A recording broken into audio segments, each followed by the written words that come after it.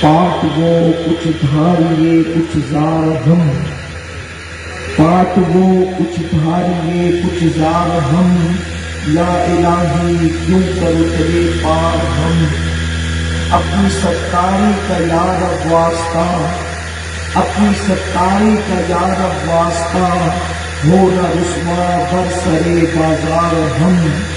دشمنوں کی بھی نظر میں پھول تم، دوستوں کی بھی نظر میں خار ہم۔ ان کے آگے دعوے ہستی رضا، کیا کہے جاتا ہے یہ ہر بار ہم۔ آج کی یہ محفل دین حق کانفرنس اسلامی عقائد و اعمال کے حوالے سے منعقد ہے۔ آپ نے مجھ سے پہلے ہماری جماعت کے خطبہ، علماء، دانشور، شعراء کو ان کے ملفوظات اور کلام کے ساتھ سماعت کر لیا ہے، اور میرے بعد انشاءاللہ قبلہ حضور امیر سنی دعوت اسلامی کا خطاب ہوگا۔ ابھی ہمارے نقیب محفل میرے لیے بہت بڑے بڑے جملے فرما رہے تھے۔ اللہ تعالیٰ ان کے زبان کی لاج رکھے، اور اللہ پاک اس مخلص بھائی کے جملوں کو میرے حق میں دعا بنا کر کے قبول فرما لے۔ میرے بھائیوں، آپ لوگ بہت خوبصورت انداز میں ماشاءاللہ سننے سنانے کے موڈ میں یہاں پر موجود ہیں، اور میں بہت لمبی کوئی گفتگو نہیں کر کے مختصر گفتگو کی حضرت تشریف لانے والی ہیں، اور میرے بعد بھی محفل جاری رہے گی، اس لیے وقت کا خیال کرتے ہوئے تھوڑی دیر کچھ معروضات پیش کرنے کی سعادت حاصل کروں گا۔ امید ہے کہ آپ سب بھرپور توجہ سے سنیں گے، اس لیے کہ آپ لوگ اپنا آرام، اپنی نیند، اپنا گھر سب کچھ قربان کر کے محفل میں آئے ہیں۔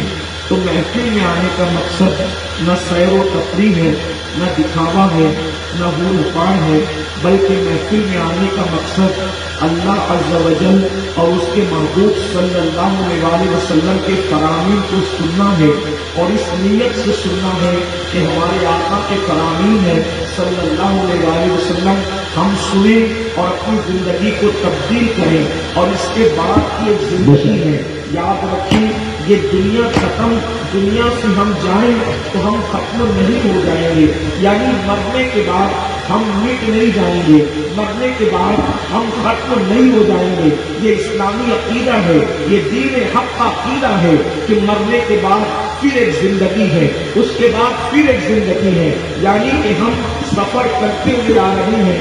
کبھی ہم عالم ارواح میں تھے، پھر ہم باپ کی پشت میں تھے، پھر ہم ماں کے پیٹ میں تھے، پھر ہم دنیا میں ہیں، پھر اس کے بعد قبر کے پیٹ میں جائیں گے، پھر اس کے بعد میدان محشر میں رہیں گے جب تک اللہ چاہے گا، اور اس کے بعد پھر دو ٹھکانے ہیں، منزل دو ہے، اس کا انتخاب ہمیں کرنے کے لیے اللہ نے اختیار دیا ہے۔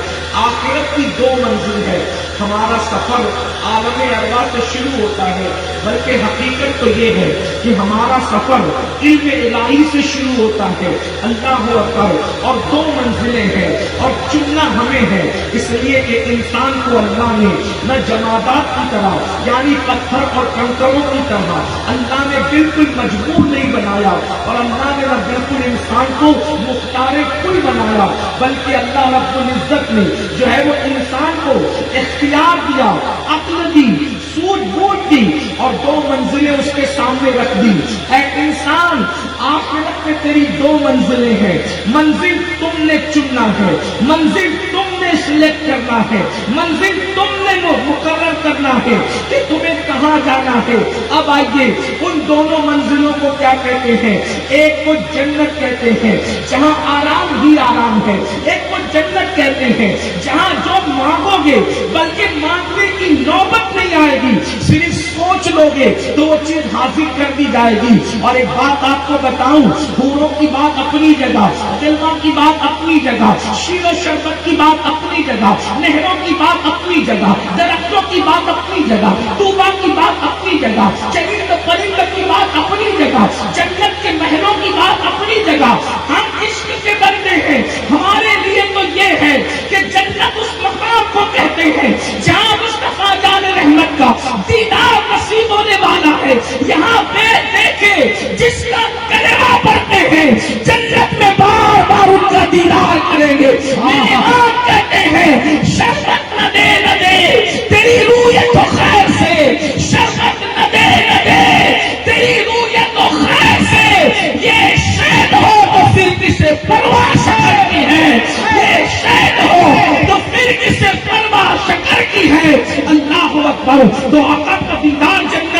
ہوگا. اسی پہ بس نہیں بلکہ اللہ اکبر صرف رسول اللہ کا دیدار نہیں ہوگا, جسے جنت کہتے ہیں اس میں اللہ کا بھی دیدار ہوگا, رب تبارک و تعالیٰ کا دیدار کریں گے. صحابہ نے کہا یا رسول اللہ, اللہ کو کیسے دیکھیں گے؟ تو اہل سنت کا عقیدہ یہ ہے, میرے آقا فرماتے ہیں جیسے تم آسمان پہ چاند دیکھتے ہو خدا کا دیدار کرو گے.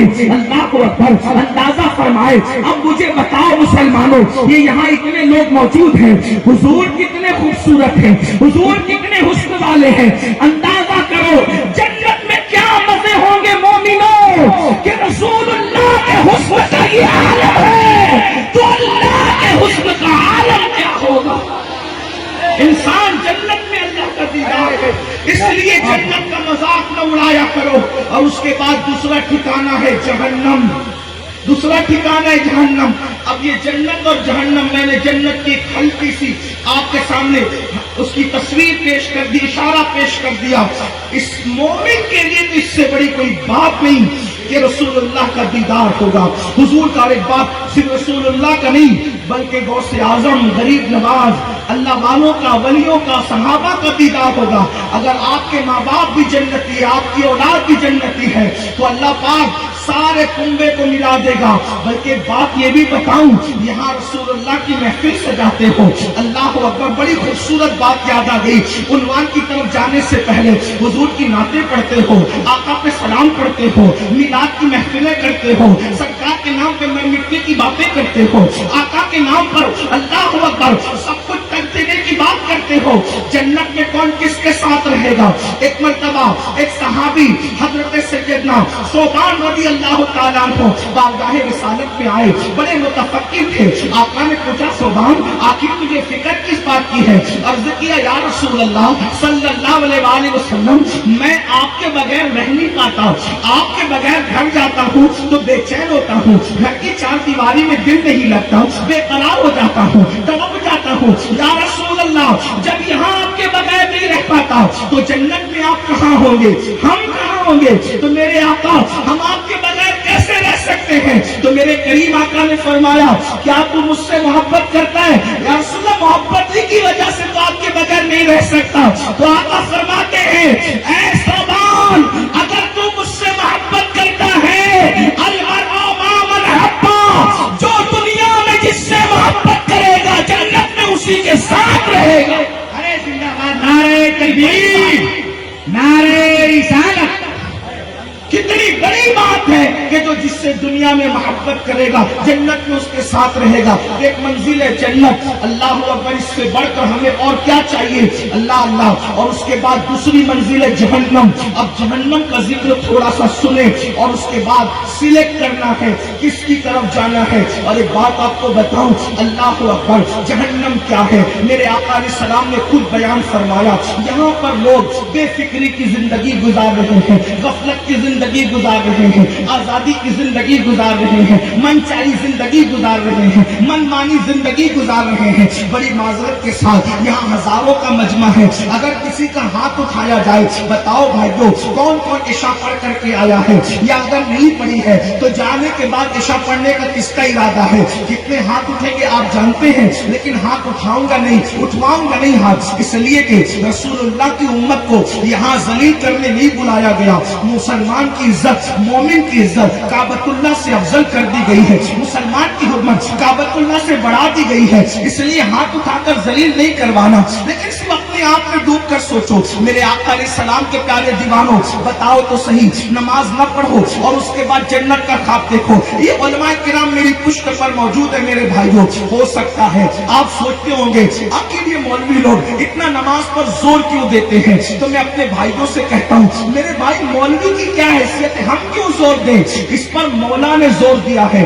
پورے قرآن میں کسی عبادت کا حکم ایک مرتبہ, کسی عبادت کا حکم 2 مرتبہ, کسی عبادت عبادت کا حکم 3 یا 4 مرتبہ، لیکن نماز ایسی عبادت ہے، یاد رکھنا، جملے پر توجہ کرنا۔ اپنے جوانوں سے میں کہتا ہوں، پھر کہہ رہا ہوں، واللہ میں کوئی خطاب اور تقریر کے لیے آیا بھی نہیں، اور نہ میں کوئی باضابطہ خطیب ہوں، نہ میں کوئی خطابت کا فن جانتا ہوں، صرف ٹوٹا ہوا دل لے کر اپنی قوم کے جوانوں کے سامنے دل کا درد لے کر کے حاضر ہوا ہوں۔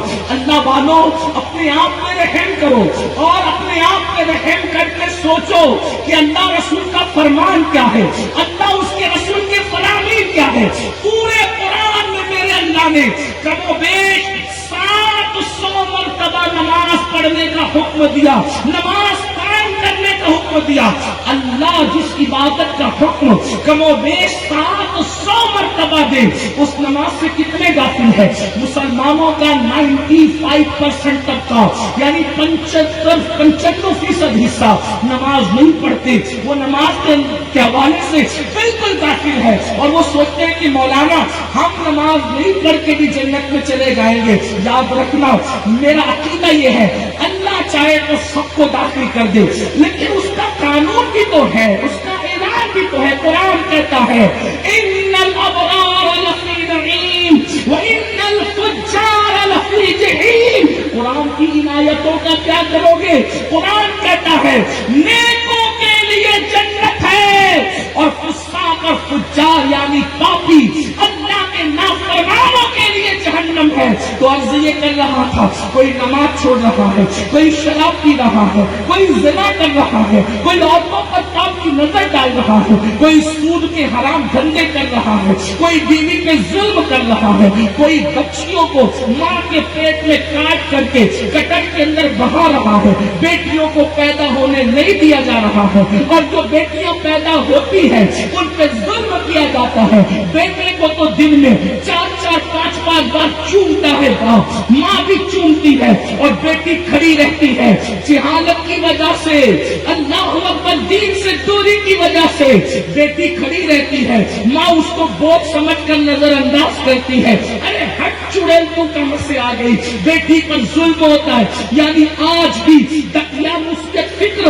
مسلمانوں میں موجود ہے، کلمہ پڑھنے والوں میں موجود ہے۔ آپ بتاؤ، یہ سب کر کے تم اب جہنم کما رہے ہو۔ آئیے میں ترتیب کے ساتھ کچھ باتیں حدیث کی روشنی میں پیش کروں، تاکہ آپ خود فیصلہ کریں کہ میں جنت کی طرف جا رہا ہوں یا میں جہنم کی طرف جا رہا ہوں۔ دیکھو، مثال کے طور پہ آپ جس ہائی وے کے قریب بستے ہو اس کے 2 منہ ہیں، ایک کلکتہ کی طرف جاتا ہے، ایک ممبئی کی طرف جاتا ہے۔ مجھے سچ کہنا بھائیو، جس نے کلکتہ کا رخ کیا کیا کبھی وہ زندگی بھر ممبئی پہنچ پائے گا؟ نہیں پہنچ پائے گا۔ اور جس نے ممبئی کا راستہ چن لیا کیا وہ زندگی بھر کبھی کلکتہ پہنچ پائے گا؟ دونوں راستے مخالف ہیں، بلا تمثیل۔ جنت کا راستہ بھی الگ ہے، جہنم کا راستہ بھی الگ ہے۔ راستہ اختیار کرو گے جہنم کا تو جنت میں کبھی نہیں پہنچ سکتے۔ اللہ اکبر، اس لیے راہ چل رہے ہو جہنم کی، اور اس کے بعد تصور کرتے ہو کہ جنت میں پہنچ جائیں گے۔ یہ تو مرنے کے بعد جب آنکھ بند ہوگی تب ہماری دل کی آنکھیں کھلے گی، اس وقت انسان روئے گا،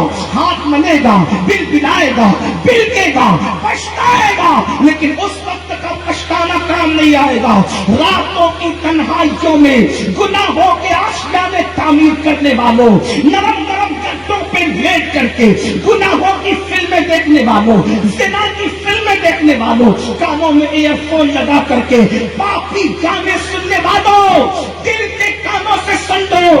آج سے 1450 سال پہلے میرے اور تمہارے نبی نے فرمایا کہ جو اپنے کانوں سے گانوں کو سنے گا، گانے آج بہت زیادہ ترقی پر ہیں اور گانے آج بہت زیادہ شور شرابے پر ہیں، لیکن میرے غیب داں نبی نے، اللہ کے سچے نبی نے، خاتم النبی جن نے 1450 سال پہلے فرمایا تھا، جو اپنے کانوں سے گانوں کی آواز کو سنے گا، قیامت کے دن اس کے کانوں میں جہنم کی آگ کا سیسا پگھلا کر کے اس کے کانوں میں داخل کیا جائے گا۔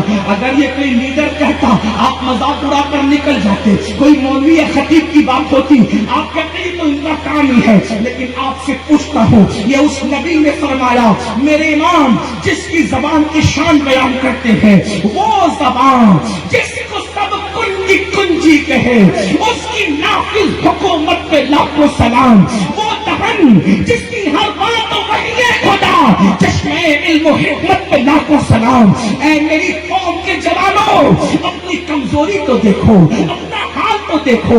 اگر گھر کے چولہے پر کوئی تیل گرم کیا جائے اور وہ کان میں پڑ جائے تو گھر کے چولہے پر گرم کیا ہوا تیل کیا ہمارا کان برداشت کر سکتا ہے؟ ہمارے کانوں میں اتنی طاقت ہے کہ ہمارا کان وہ تیل گرم تیل کو برداشت کر سکے؟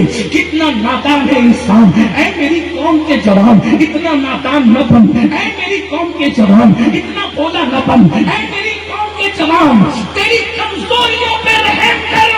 اللہ اکبر۔ گھر کے چولہے پر تیل گرم کیا جائے تو تیرے کان برداشت نہ کر سکے، لیکن جہنم کی آگ پر جو سیسا پگھلایا جائے گا اور گانوں کو سننے کی وجہ سے جب وہ تیرے کانوں میں ڈالا جائے گا، میرے بھائی بتانا اس وقت تو کیسے برداشت کرے گا؟ اس وقت تجھے کون بچانے آئے گا؟ اس وقت تیری مدد کرنے کون آئے گا؟ قرآن کہتا ہے ان عذاب ربک لواقع ما له من دافع، جب تیرے رب کا عذاب واقع ہوگا، بے شک تیرے رب کا عذاب واقع ہوگا، اور جب اللہ عذاب دے گا تو اللہ کے عذاب سے تجھے کوئی نہیں بچا سکتا۔ نہ تیرا نسب تجھے بچا سکے گا، نہ تیری ڈگریاں تجھے بچا سکے گی، نہ تیری طاقت اور قوت بچا سکے گی، نہ تیرا مال تجھے بچا سکے گا، نہ تیرے بچے تجھے بچا سکیں گے، نہ تیری اولاد تجھے بچا سکے گی، کوئی نہیں بچائے گا۔ سوچو تو صحیح، اتنا کمزور ہے انسان، اور انسان صرف گانے سننے پر یہ ہے۔ اب آپ کہیں گے مولانا گانے نہ سنے تو کیا سنے؟ میں نے کہا یہی تو اہل سنت کی خصوصیت ہے۔ اور جگہ خشکی ہے، خشکی، اور ہمارے یہاں آلٹرنیٹ موجود ہے، ہمارے یہاں بدل موجود ہے۔ ہم جانتے ہیں انسان کا دل اللہ نے دیا ہے، وہ کسی سے عشق کرے گا، وہ کسی سے پیار کرے گا، وہ کسی سے محبت کرے گا۔ جب محبت کرے گا تو زلف و رخسار کی بات بھی کرے گا، کیسموں کی بات بھی کرے گا، ناخنوں کی بات بھی کرے گا، ہونٹوں کی بات بھی کرے گا۔ اسی لیے صحابہ کے کرام